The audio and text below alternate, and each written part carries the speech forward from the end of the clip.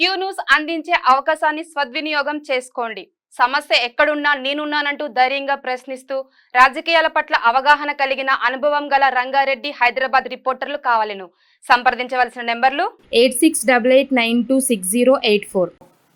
తెలంగాణ రాష్ట్రంలో sports university, skills university తర్వాత sports యూనివర్సిటీని ఏర్పాటు చేయాలని తెలంగాణ రాష్ట్ర ప్రభుత్వం గుజ్జు చెప్పింది. క్రీడారంగానికి ఓ రకంగా భారతదేశ క్రీడారంగం పరిస్థితి మనందరికీ తెలిసిందే. 74 కోట్లు ఖర్చు పెట్టి బ్యాడ్మింటన్ వాళ్లకు ఆట నేర్పిస్తే వచ్చిన పథకాలు 0 అని సోషల్ మీడియాలో ట్రోలింగ్ చేస్తూ ఉన్నారు. అసలు చాలా క్రీడారంగాల్లో భారతదేశం వెనుకబడిపోయింది. 140 కోట్ల పైచిలుకున్న భారతీయుల్లో ఒలింపిక్ క్రీడాకారులు దొరకకపోవడం శోచనీయం అని చెప్పి చాలాసార్లు చర్చకు వస్తూ ఉంది. మొన్న జరిగినటువంటి ఒలింపిక్స్ గేమ్స్లో కేవలం 6 పథకాలు, ఒక్క గోల్డ్ కూడా లేదు, 6 పథకాలతోని వెనుదిరగాల్సినటువంటి పరిస్థితి వచ్చింది. ఎందుకు ఈ దేశానికి అది దాపురించింది అనేది చూస్తే క్రీడారంగం పూర్తిగా నిర్లక్ష్యానికి గురైపోయింది. మన క్రీడారంగం బడ్జెట్ 2300 కోట్లు ఉంటుంది దేశ బడ్జెట్. ఇక అక్కడ చైనా బడ్జెట్ 3 లక్షల కోట్లు ఉంటుంది, అమెరికా 5 లక్షల కోట్లు ఉంటుంది బడ్జెట్ క్రీడారంగానికి. మన తాన ఏముండదు. ఇంకా నార్వే దేశంలో ఇప్పుడు మన తాన కాంస్య పథకం తీసుకొస్తే 4 కోట్లు 5 కోట్లు ఎక్కుతురుగా, నార్వేలా అలా ఎదుర్కొన్నోళ్ళు ఏడాడాలి, రూపాయి కూడా ఇయ్యరాడ. అంటే క్రీడారంగం పట్ల ఆ దేశ ప్రభుత్వాలు ఏమేం చేయాలనో అవి చేస్తూ ఉంటాయి. ఇక్కడనేమో సొంతంగా వాళ్ళ ప్రతిభతోని బయటికి రావాల్సిందే తప్ప ప్రభుత్వాలు తయారు చేసిన క్రీడాకారులు చాలా తక్కువ ఉంటారు. ప్రభుత్వాలు తయారు చేసిన క్రీడాకారులు కేవలం ఇదే బ్యాంకులో ముంచిపోయే కళ, ఇటువంటి కళలు క్రీడారంగంలో మనవులు చూపిస్తూ ఉంటారు. కాబట్టి క్రీడా రంగానికి అత్యధిక ప్రాధాన్యతనివ్వాలి. ఫ్యూచర్ ఒలింపిక్స్ గేమ్స్కి హైదరాబాద్ సిటీ ఒక మోడల్గా మార్చాలి అనేటువంటి ఉద్దేశంతో తెలంగాణ రాష్ట్ర ప్రభుత్వం స్పోర్ట్స్ యూనివర్సిటీని తీసుకురాబోతా ఉంది. అలాగే ప్రతి ఎంపీ నియోజకవర్గ పరిధిలో ఒక స్పోర్ట్స్ స్కూల్ని తీసుకురావాలని చెప్తా ఉంది. తద్వారా క్రీడారంగాన్ని గట్టి బలోపేతం చేయాలనేటువంటి సంకల్పంతో తెలంగాణ రాష్ట్ర ప్రభుత్వం ఈ నిర్ణయం తీసుకుంది. సో వాస్తవానికి కూడా 50 సంవత్సరాలైంది మన ఫుట్బాల్ టీము ఒలింపిక్ క్వాలిఫై కాక. 50 ఏళ్ళైంది. స్వయాన ముఖ్యమంత్రి రేవంత్ రెడ్డి గారు ఫుట్బాల్ క్రీడాకారుడు, ఆయనకు ఫుట్బాల్ ఆట అంటే చాలా ఇష్టం. సో ఆ రకంగా క్రీడారంగం పైన ఒక ప్రత్యేకమైనటువంటి దృష్టి పెడతా ఉన్నారు.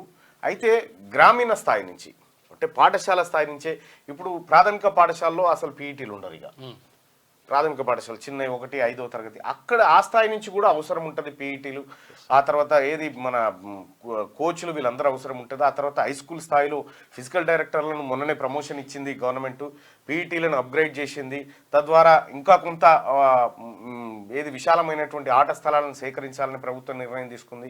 అట్లా క్రీడాకారులను తయారు చేసి ఆ తర్వాత మండల స్థాయి, ఆ తర్వాత జిల్లా స్థాయి, ఆ తర్వాత రాష్ట్ర స్థాయి, ఇట్లా రాష్ట్ర స్థాయిలో ఇప్పుడు గ్రామీణ ప్రాంతాల్లో ఉండేటువంటి మెరికల్ లాంటి క్రీడాకారులు ఎవరైతే ఉన్నారో వాళ్ళని స్పోర్ట్స్ యూనివర్సిటీలో వాళ్ళకు అవకాశం కల్పించి అక్కడ మంచి తర్ఫీదునిచ్చి ఇంటర్నేషనల్ ప్రమాణాలతోటి వాళ్ళకి శిక్షణలు అందించి తద్వారా ఒలింపిక్ గేమ్స్కి తయారు చేయాలనేది రాష్ట్ర ప్రభుత్వ లక్ష్యం.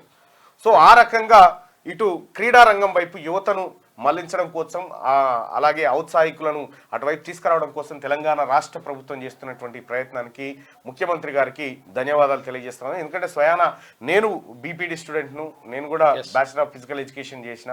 సో ఈ క్రీడారంగం పైన గతంలో చాలాసార్లు మనం మాట్లాడుకున్నాం.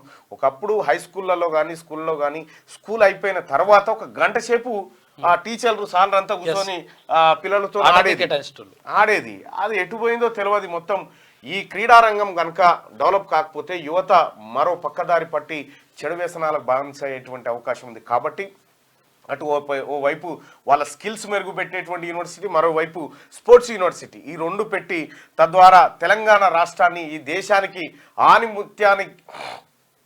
ఆనిముత్యాలటువంటి క్రీడాకారులను దేశానికి అందించాలనేటువంటి సంకల్పంతో రాష్ట్ర ప్రభుత్వం ముందుకు పోతా ఉంది. రాష్ట్ర ప్రభుత్వానికి ధన్యవాదాలు తెలియజేస్తా ఉన్నాం. ఇక టీఆర్ఎస్ పార్టీ దాని ఉరుడు దాందే, అది పిచ్చిలేసిన దాని లెక్క ఎప్పుడు వరుతూనే ఉన్నాడో ఆ కేటీ రామారావు, ఆ తర్వాత హరీష్ రావు, వీళ్ళంతా ఎన్నిసార్లు వరినా ఇంతకంటే ఎక్కువ రీరు బేటా, మీరు ఇంతకంటే ఎక్కువ వరినా కూడా మిమ్మల్ని జనం పట్టించుకోలే.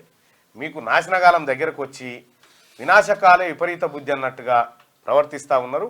ఆ ప్రవర్తనకు త్వరలోనే శరమగీతం పాడతారు తెలంగాణ ప్రజలు. ఖచ్చితంగా మీ ఏదైతే అంతర్గత కలహాలు సృష్టించాలి ప్రజల మధ్య అనేదైతే మీ ఆలోచన ఉందో దాన్ని ఎట్టి పరిస్థితిలో ఉపేక్షించేది లేదు ప్రభుత్వం. క్యూ న్యూస్ అందించే అవకాశాన్ని సద్వినియోగం చేసుకోండి. సమస్య ఎక్కడున్నా నేనున్నానంటూ ధైర్యంగా ప్రశ్నిస్తూ రాజకీయాల పట్ల అవగాహన కలిగిన అనుభవం గల రంగారెడ్డి హైదరాబాద్ రిపోర్టర్లు కావాలను సంప్రదించవలసిన నెంబర్లు 8688926084.